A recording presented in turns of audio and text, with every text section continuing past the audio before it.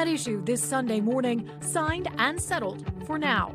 2 funding stalemates, 2 resolutions, one at the state level here in Pennsylvania, one at the national level. The money is starting to flow again, but the political battles are not over, especially when it comes to the cost of health care. I'll talk to 2 members of Congress from our area, one Democrat and one Republican. Plus, a blue wave in Bucks County. Democrats flip key offices in a county that President Trump won just a year ago. I'm sitting down with one of those victorious Democrats, the county's new district attorney-elect, to talk about his job and whether these gains for Democrats are a sign of things to come for next year's midterms. NBC10 at Issue starts now. I'm Lauren Mayk. Welcome to NBC10 at Issue. The federal government finally reopened this past week. It took 43 days for lawmakers to reach a deal. The U.S. House of Representatives passed the bill just before 8:30 Wednesday evening. President Trump signed it into law 2 hours later. Now, to avoid another shutdown, lawmakers will have to make decisions about federal funding again in January. And health care is still a sticking point for Democrats. Joining us now to discuss the end of the government shutdown is Pennsylvania Congressman Brendan Boyle. He's a Democrat representing parts of Philadelphia, and he is the ranking member of the House Budget Committee. Welcome, Congressman. Thanks for joining us. Yeah, great to be back with you. Well, let's talk about your vote in this. Why did you vote no on this? Well, look, I never wanted the government shutdown to begin with. My position was similar to almost all of my House Democratic colleagues and most of my Senate Democratic colleagues. And that is we can walk and chew gum at the same time, that we can keep the government funded and open and operating. But at the same time, we need to, at the very least, delay the Republican-imposed health care cuts that are scheduled to take effect October 1st, and in fact now have taken effect, those cuts to Obamacare. Those are the first of several health care cuts that will be taking place over the course of the next year. Cuts to Medicare that take effect on January 1, and then finally cuts to Medicaid that will take effect approximately 1 year from now. So the healthcare crisis is serious. It's real. People on the exchanges in Pennsylvania are looking at an average increase of 102% in their premiums. I don't think anyone in Pennsylvania, whether Democrat or Republican, voted for this. I don't think anyone voted for their healthcare costs to go up instead of down. Recently, the AFGE, the union that represents a lot of federal workers, was urging members of Congress to vote yes to end the shutdown. Why did that not convince you? Well, look, I completely understand the position they were in. I've talked to a number of folks privately who felt conflicted the same way I did. But the reality is the healthcare issue is just so central that I felt like this was probably the last best chance to address it. I'm still not going to give up and still continue fighting to address the healthcare crisis that we are now in, unfortunately, because of Republican cuts to those programs that I mentioned. But I have to say, for all of our federal workers who have suffered over the last 6 weeks, my heart goes out to them, and I am, in one sense, relieved for them. I don't think moving forward we should ever be in a situation again, whether Democrat or Republican, that we have government shutdowns. I'm the lead Democrat, as you know, on the Budget Committee, and one of the things I've been fighting for is actually to ban government shutdowns in the future, and I hope I will get some bipartisan support for that. Yeah, given how divided government is, there is no guarantee right now that we won't have another shutdown. If the measure you're talking about doesn't go through, how do you protect things like SNAP, for example, if we were to have another shutdown? Yeah, well, first, just to be clear, I mean, let's not forget, Republicans control the House, they control the Senate, they control the White House. At any time, Republicans could have adapted the filibuster to end the shutdown.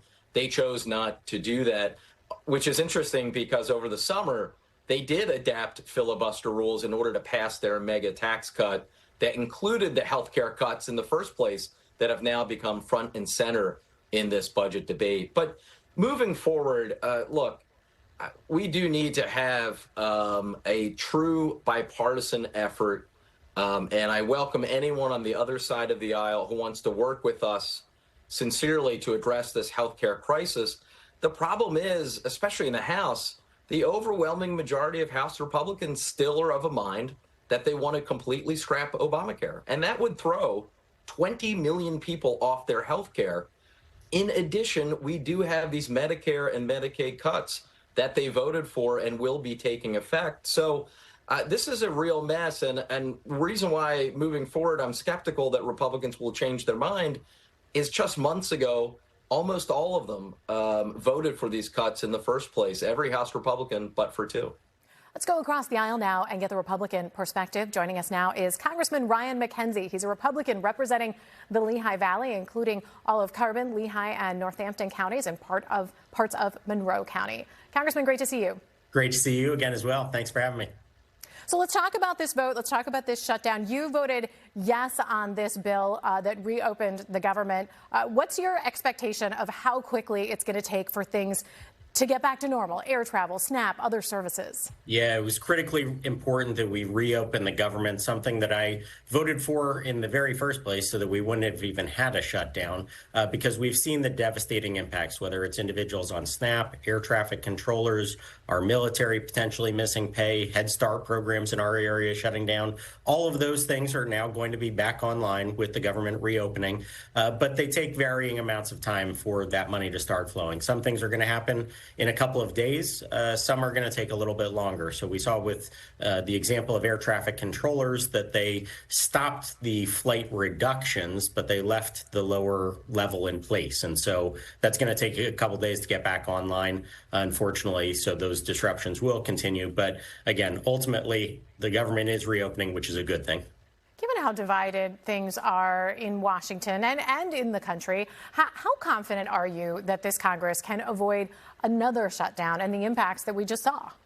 So I think we have to look at what happened here. When we passed legislation through the House, it wasn't just to continue funding the government. We actually did pass some full year appropriations. There are roughly about 12 pieces of legislation that comprise the annual federal budget. And so each individual bill relates to typically a department. So Military and Veterans Affairs is one bill. Agriculture is another bill. We were able to get 3 of those through the House and over to the Senate that ultimately were included in this package to reopen the government. So not just funding for the whole government until January 30th, which was included, but for 3 particular departments, bipartisan support, bicameral support for full year appropriations for 3 of those 12 bills. And so that's what we have to continue to do. We have to continue to find that bipartisan support for those other 9 pieces of legislation so that we do not end up in this spot again.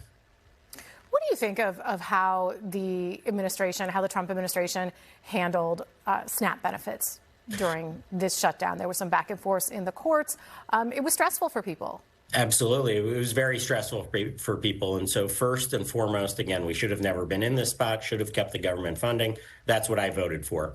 Then when there was this question, it was really a legal question of if you can take funds out of an emergency fund, which is meant for disaster relief if there's a flood, a hurricane, fires, that money was in a nutrition assistance account for those types of emergencies. So the administration has done a lot to alleviate the burdens for military missing their pay, for WIC programs that were getting shut down. They were using all the legal options they could. And then obviously there was a question about that emergency nutrition assistance funding. It went to court. Ultimately, there was even some greater back and forth between their lawyers and the court. Thankfully, we're not going to have to deal with that. The funding has now been approved. But again, we actually have to look at not only when it comes to SNAP, but all these different things that were impacted. I think there should be a discussion ongoing about what we can do to mitigate the impacts of shutdowns in the future. And so I signed on to a number of pieces of legislation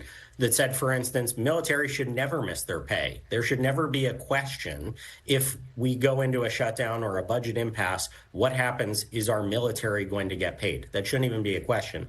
And so we need to revisit all of these things that were impacted by a shutdown and say, is there a way to resolve this issue going forward?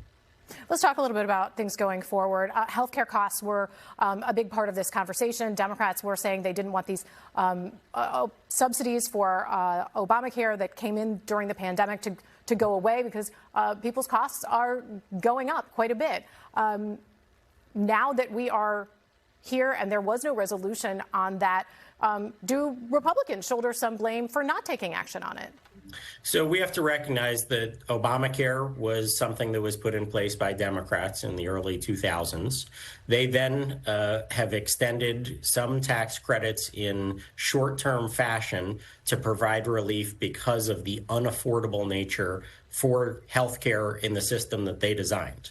So we need to recognize that this is a Democrat problem that has been created. Now, that doesn't mean that we walk away from it and leave the American people in a lurch. As a representative who wants to try to find bipartisan solutions, we've actually been reaching out to our colleagues across the aisle for months, talking about different proposed solutions to this. And so when it comes to the tax credits, I think there is bipartisan support to say that we should not be allowing and having those tax credits go to millionaires and billionaires. That's not the individuals that actually need the help or the relief, but that is the case in the current Democrat plan and the COVID era tax credits that are in place. They can go to millionaires and billionaires, which is ridiculous. So I think there's a bipartisan appetite to say if we're going to do something, we should reform it.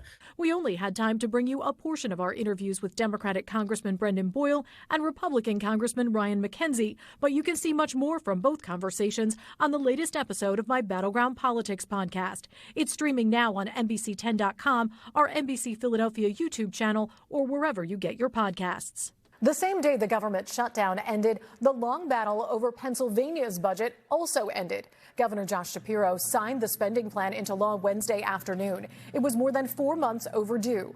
The nearly $50.1 billion budget includes increases in basic education and special education funding and $25 million for child care worker retention and recruitment. What it does not include is new recurring funding for SEPTA, or mass transit statewide, which had been a huge part of negotiations early on.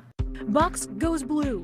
Democrats had big wins in a county where Republicans had just made gains. I'm sitting down with the county's new district attorney-elect to talk about what those victories could mean for next year's midterms.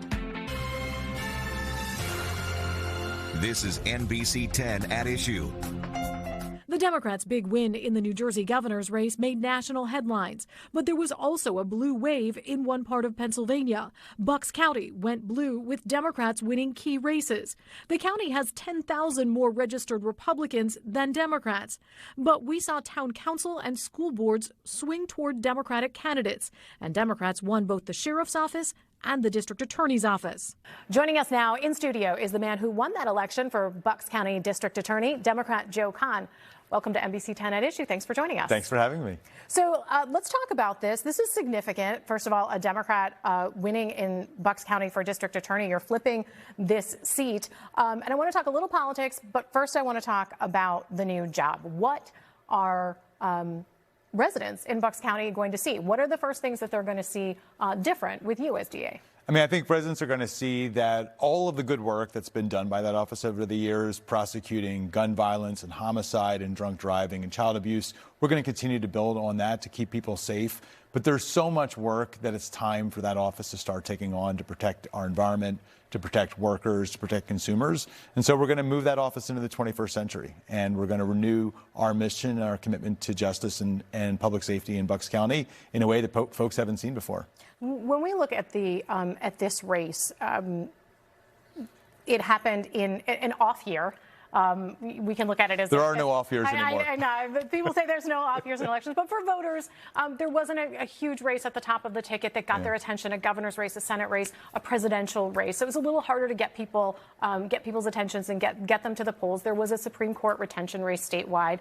But what do you think made the difference in Bucks County, a place where Republicans had taken the edge in voter registrations, but Democrats came out on top, not just in your race, but others as well? Well, I think the first thing to your question is it wasn't just about Democrats. I mean, this was not an off-year election in Bucks County. If you look at the voter turnout, we were nearly 50% turnout. You don't see that kind of turnout in some counties when you have presidential or statewide offices on the ballot. And so this was an election that really mattered to people. And I think it's because we're in a moment right now where people are really fed up, right, with the fact that government is just out of touch. It is not interested in solving their problems. And so folks looked at my race and other races that we had on the ballot as really important offices because these are the kinds of offices that should be showing up for everyday people. And so in Bucks County, hitting almost 50% voter turnout wasn't just Democrats getting to the polls. It was Democrats, it was Republicans, it was independents. And we didn't just win Democrats. We won Republicans, we won independents. We won all kinds of places in Bucks County that normally wouldn't vote for a Democrat, but this year overwhelmingly voted for me and my running mates. I covered the New Jersey governor's race as well. President Trump was a big factor, a big talking point in that campaign. Things were a little bit different in Pennsylvania, but do you think that President Trump and his administration played a role from the judges on all the way down to your race? Yeah, I think two things. I think number one, it's one of the reasons that I became the first Democrat since 1891 to win this office, because I think folks were just fed up with the Republican Party. And I think they were looking for public officials and candidates to make the case that they were going to make their lives better. And across the board, we've seen Republican elected officials basically sending the message, we're going to look out for Donald Trump. In Bucks County, that's not good enough. It's not good enough that people have always voted for a Republican for DA and for other offices. We had to make the case that we were going to make your lives better. And so in my case, I looked at an environmental disaster that happened in our community where jet fuel was seeping in the drinking water of families in one of our neighborhoods. And the response those folks got from the DA's office is, it isn't really something for the DA to get involved in. And I think that voters expected better, and they expected folks like me to show up at their homes, to listen to their stories, and have an answer for them about how we could have an office that's truly going to keep them safe. And that's, I think, what's different this year, is I think voters are showing up for elections this year. They do expect government to show up for them. And I think the Democrats are successfully making that argument in 2025. What do you think it means for 2026? I think if the Republicans don't get their act together, I think you're going to see not just a blue wave, but you're going to see a blue tsunami, because it wasn't just that we won in traditionally Democratic areas in Bucks County. If you look at the voter registration across Bucks County, we won every precinct where Democrats had the advantage, and we won half the precincts where Republicans had the advantage. We are making our case to people who are open-minded, who are ready for something new. And I think that we are continuing to see this dysfunction in Washington. We're seeing this dysfunction in Harrisburg. And until the Republican Party gets the message that you've got to stop carrying water for Donald Trump, and you've got to start looking out for the rights of everyday people, I think we're going to continue to see people reject and turn away from the Republican message and be open to supporting and voting for Democrats. Following in the footsteps of our founding fathers, ahead an opportunity for Philadelphia students to learn about history and civics in the cradle of liberty. This is NBC10 at Issue. There's a new opportunity for Philadelphia high school students, especially ones who are interested in history, politics, and government. It's called the Young Philadelphians Continental Congress, and it's a partnership between the School District of Philadelphia and historic Carpenter's Hall, which was the site of the nation's first Continental Congress in 1774. Well, for more, we are joined by Michael Norris, the executive director of Carpenter's Hall, and Dr. Naishawana Francis Thompson, a.k.a. Dr. Nye, I understand that's what people call you, of the chief of the Office of Curriculum and Instruction for the School District of Philadelphia. Welcome to both of you. Thanks for joining us. Thank you. So, Michael, first, just tell us a little bit more about this program, about what the goal is. Sure. Well, we have done 2 national convenings called the Young People's Continental Congress, where high school students and teachers from around the country have come to Philadelphia and had a really immersive experience in history and civics and the founding principles of our democracy. And those programs are really awesome, and we're gonna do that again next summer. But we've always been thinking, well, we need to do the same thing for the students who are right here, right in Philadelphia, our hometown. So that's why we're doing the Young Philadelphians Continental Congress. It'll be modeled very much like the national program, where students will meet with historians and scholars. They'll get to visit a lot of the other historic sites and attractions in and around Old City. They'll see primary sources, original documents. They'll create their own Declaration of Aspirations in response to the Declaration of Independence as a way to express their voices today as young people in Philadelphia and how they see their dreams for our country and for themselves. And Dr. Nye, tell us how students are going to be chosen for this and what you're hoping they get out of it. So first, I want to share that this is a part of a larger project that is happening in the School District of Philadelphia that's called Philly 250. invisible architects of freedom. And this is one of our collaborative partners, of the many collaborative partners that our students will have access to over the course of next year as we celebrate the birthplace of America. So for this particular initiative, we're looking at 25 high school teacher and student teams who will participate in 5 months of programming with Carpenters Hall. As a part of this, I'm really excited that our teachers will not only gain this new knowledge alongside their students, but they will also receive Act 48 credits, which is necessary for our teachers for continuing learning. Our teachers will receive a stipend. Our students are also going to receive a scholarship for participating in this experience. So we're really excited about this partnership, and we're grateful to City Council for sponsoring this body of work. But as I shared, it's a part of a larger vision for the School District of Philadelphia for our Philly 250 initiatives. And there is an application is open now for students and teachers to apply. That application closes December 5th, so we have a short time window for folks to apply, and we'll be choosing them over the Christmas break and announcing the participants in early January. For more information on the Young Philadelphians Continental Congress and how to apply, you can scan the QR code on your screen, or you can go to NBC10.com/finditon10 to get a link to more details. We'll be right back. This is NBC 10 at Issue.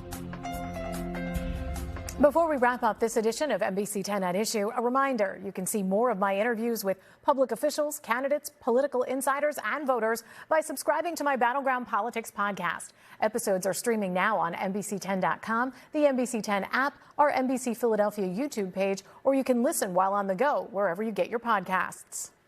That does it for this edition of NBC 10 at Issue. Thanks for joining us. Have a great day.